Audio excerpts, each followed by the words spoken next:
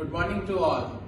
So today we are here with another converter which is called Class C DC-DC converter, and the most important part is that we are going to control the speed of this 1 HP motor in a closed loop system, right? So let us see what are the circuit components in a diagram. So as you see it here, this is the rectifier part which is connected to the mains, and the output of this is connected to the input of Class C DC-DC chopper, right? And this is the DC motor. This field is supplied by a uncontrolled AC to DC rectifier. These are the fuses which will protect it. This is the optocoupler circuit which converts 5 volt to 15 volt, and the output is given to the MOSFETs. So each MOSFET or IGBT is having one optocoupler. Okay, so this is the program that is running in the microcontroller of this Class C DC-DC chopper. So just let us glance through the program. Here is the serial commands. We have the pin mode commands and the timer and counter settings, and we have the feedback loop which is implementing our proportional and integral controller, and then we have all the other necessities. A switch case condition is employed here. I will give the program in the description box. So let us now find the menu list created by this program. So as you see, it is a menu list, and we will use the forward motoring mode only along with the forward regenerative braking mode. So we have to type F for going to the forward motoring mode, and we have to type P for going to forward regenerative braking mode. So now let us see what are the components of the converter.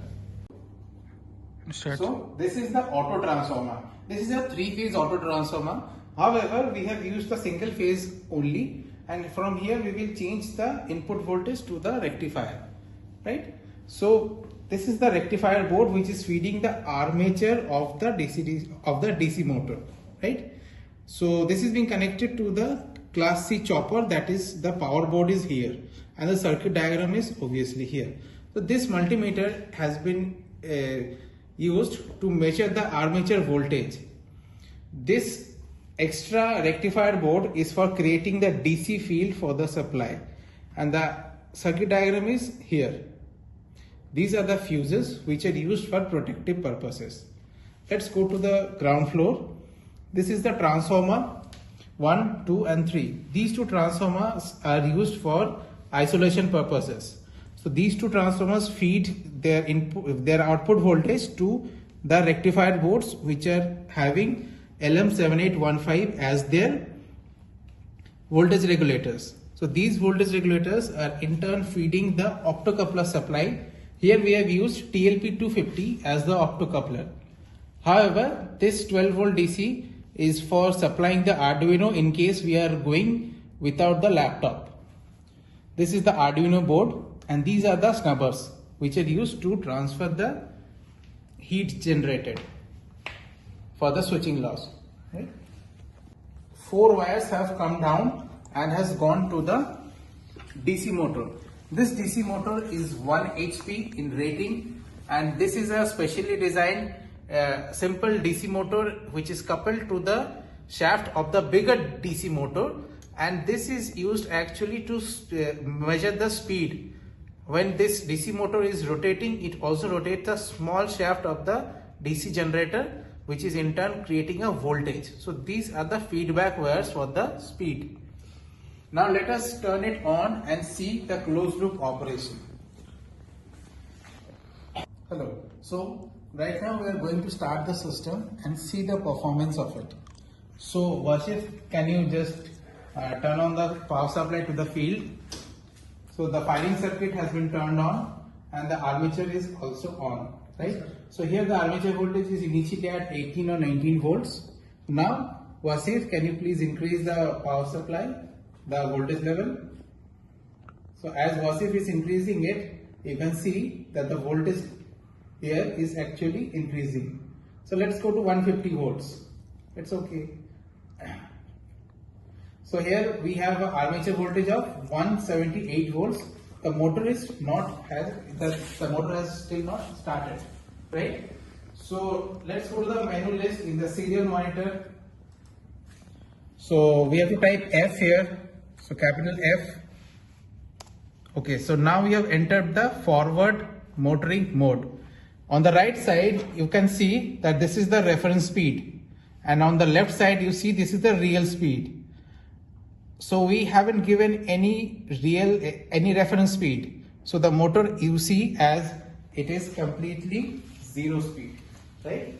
Now we are going to increment the speed by 50 RPM each.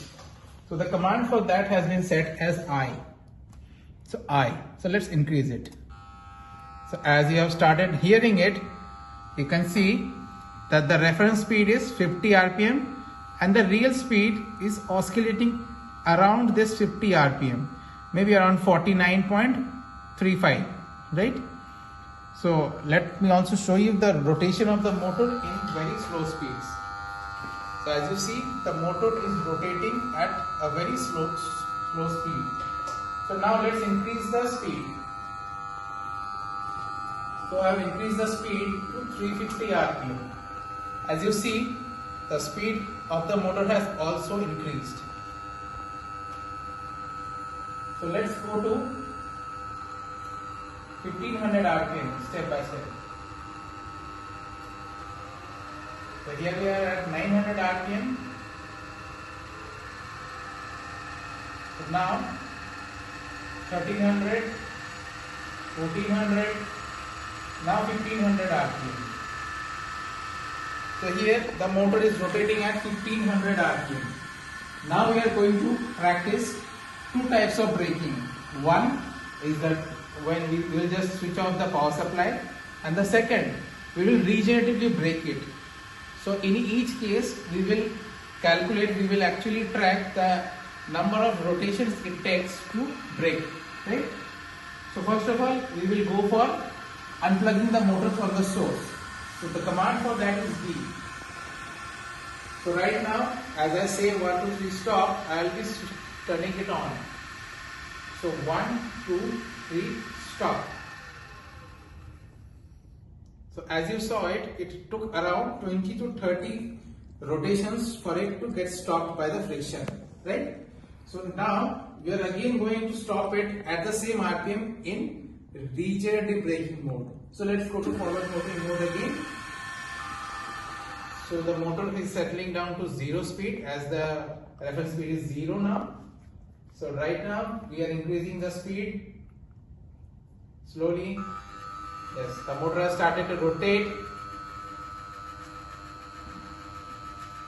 So let's go to the 1500 speed. This is 1050, 1400 and 1500. So this motor is rotating at 1500 RPM now. So now, as per the menu list, we will go to the regenerative braking mode. So you can see how many rotations it will take to regeneratively brake it. So as I say stop, it will be regeneratively brake. 1, 2, 3, stop. So as you saw, it took almost only half a rotation to reach the zero speed. And also you see that the voltage of the capacitor has increased drastically to a very high value. The voltage earlier was around 175 volts, but after regenerative braking it has gone approximately to 380 volts. That is, the kinetic energy of the motor has got converted into the potential energy and gets stored into the capacitor. So the capacitor voltage has actually increased. So that's the magic of regenerative braking, right? This can also be practiced in reverse modes also. However, that will create a 4-quadrant operation. Here it's a 2-quadrant operation. So here is the magic of power electronics. So this motor set can be used in electric vehicles also, right? Regenerative braking actually increases the mileage of the electric vehicle.